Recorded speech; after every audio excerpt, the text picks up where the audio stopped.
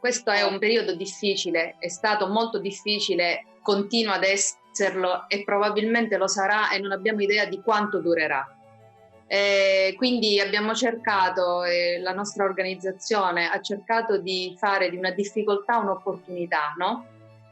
Questo spazio digitale per noi è un'opportunità, per noi, per voi, insomma, per chi ci vuole seguire, per chi vuole partecipare. Parlo di Enza, parlo di te, parlo di chiunque ha voglia di farlo, chi vuole condividere in realtà in questo momento. Il momento in cui il distanziamento sociale è la cosa più importante, noi però abbiamo bisogno di condividere con gli altri, no? E anche il nostro percorso di crescita.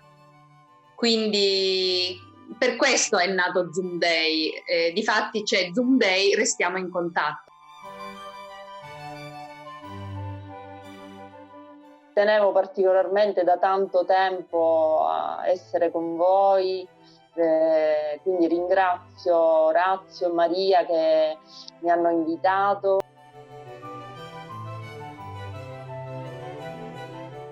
Io ho avuto modo di conoscervi già un paio di volte, di stare in vostra compagnia e mi sono trovata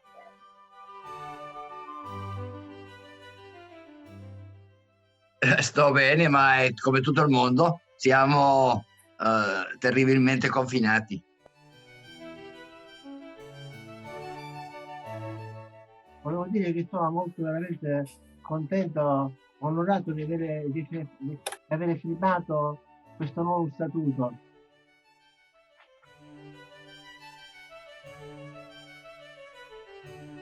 Ho iniziato il mio cammino così, per curiosità, e poi invece è stato un viaggio straordinario per la mia vita, ho cominciato a scrivere intanto con il dispositivo messo a disposizione da Orazio. Mi ricordo quel disegno e la scelta dei colori che mi ha emozionato come una bambina, perché a ogni simbolo io dovevo dare un colore e il colore rappresentava per me il grado di emozione che mi aveva dato, così, per quello che per me significava quell'elemento, quel simbolo.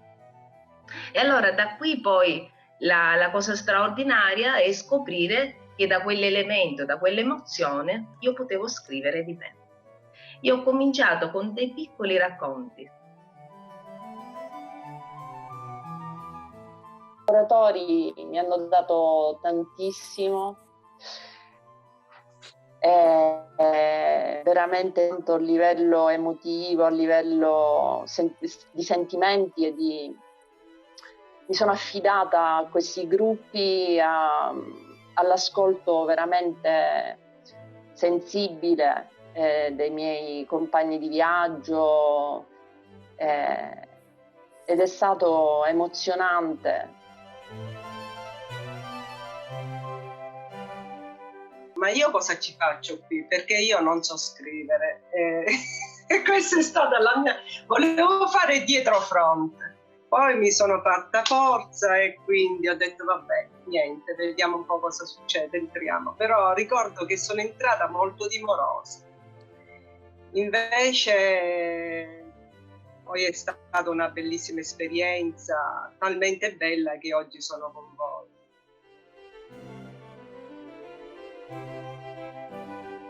Dopo aver scritto, perché gli atelier ne ho frequentati ben 4, e scrivendo ho, come dire, ho annacquato un po' quello che erano le mie amarezze del passato e ho allontanato ed esorcizzato tutti quei fantasmi che mi avevano per tanto tempo assillato.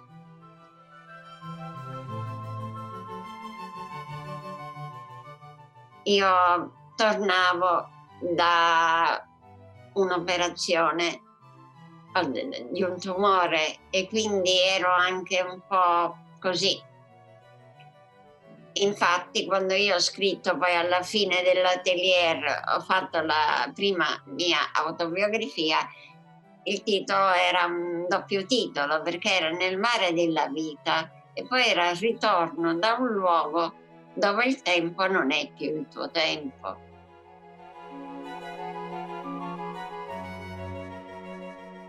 Avrei il piacere invece di parlare con voi della mia motivazione.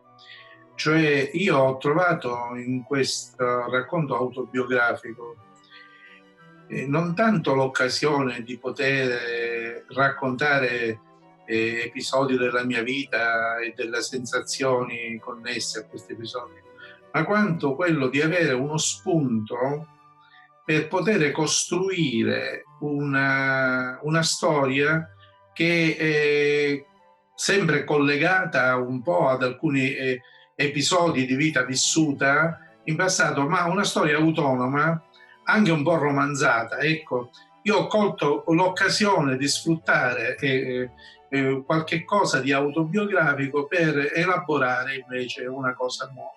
Quindi espandendo un pochettino l'esperienza vissuta, e mi sono trovato molto disponibile e vicino ai racconti veristi di fine Ottocento, insomma, dei primi del Novecento.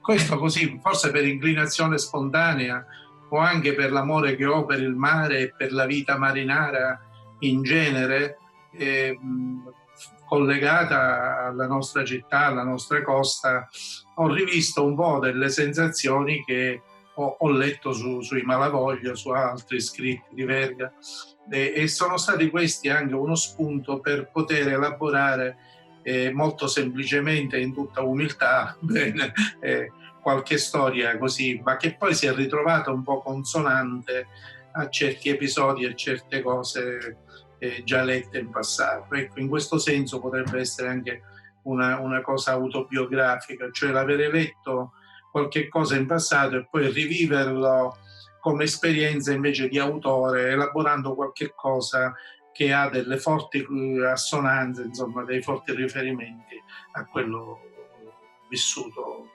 attraverso la lettura.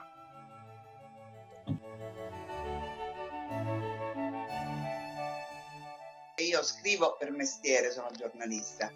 Mi interessavano questi incontri di scrittura autobiografica appena ne sono venuta a conoscenza, quindi io ho barcato sicura, al contrario di come diceva Anna prima, ho barcato sicura il cancello il portone della Livatino. In realtà scoprendo, peraltro, come Orazio sa, come ho detto varie volte, che la scrittura biografica è tutt'altra storia, è una scrittura che ha altre caratteristiche, che pesca nel profondo e che perciò è complicata da esprimere, pur potendo avere i mezzi espressivi. È stato un percorso lungo e in parte anche doloroso, come sarà capitato anche a voi. Ma quello che mi preme raccontarvi in questa sede è che, a parte come dire, il difficile parto di una scrittura autobiografica, la frequentazione dell'atelier mi ha permesso di, come dire, è come se una storia avesse tirato un'altra storia, una storia che appunto ne richiama un'altra, e quindi proprio in quegli anni io ho concepito la scrittura di un romanzo abbastanza strano, un docu-romanzo come lo chiamo io, in cui racconto una storia pazzesca catanese riguardante una ragazza morta nel 1911. In qualche modo, servendomi degli strumenti, della voglia di scrivere, della voglia di approfondire la vita di una persona, strumenti che avevo acquisito durante l'atelier di scrittura autobiografica, e poi anche cercatore di memorie che ho frequentato pure.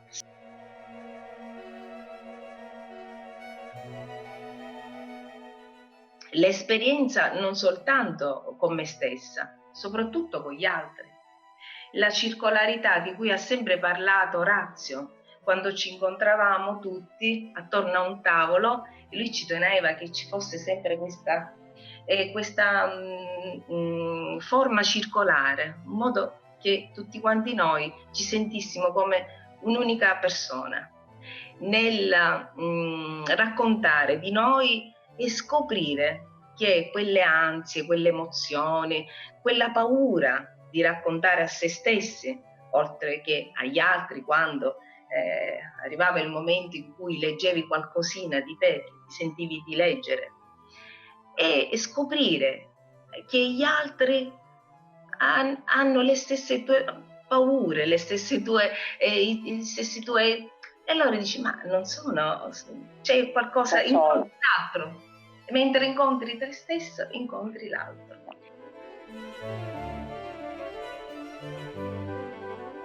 Sentendomi ascoltata e soprattutto compresa, ecco, compresa, con questa vicinanza col cuore che ho sentito, quindi sono cresciuta dentro di me interiormente.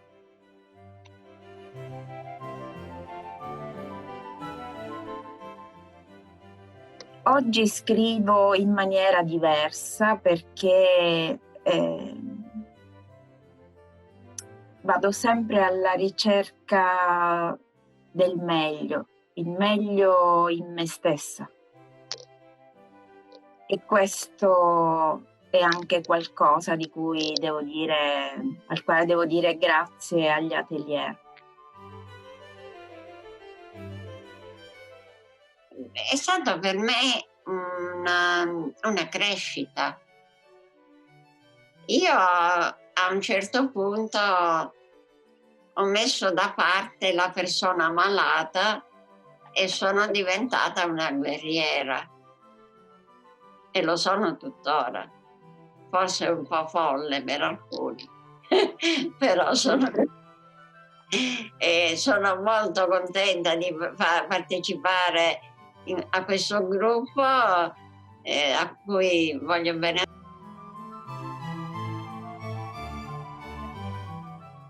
Quindi credo che per il momento ci siano tutti gli ingredienti perché io potessi decidere di chiedervi di poter entrare anch'io. Gli ingredienti quali sono? Le persone, gli interessi personali, il desiderio di riempire la propria vita. Se ha una possibilità di fare un laboratorio dell'immaginario in questo senso via Zoom, si presentano le opere autobiografiche in questo metodo, in questo sistema, allora io sono disposto a collaborare con tutti voi. Comunque ragazzi, tutto per poter riuscire a restare in contatto. Questo è fondamentale, restiamo in contatto. Restiamo in contatto.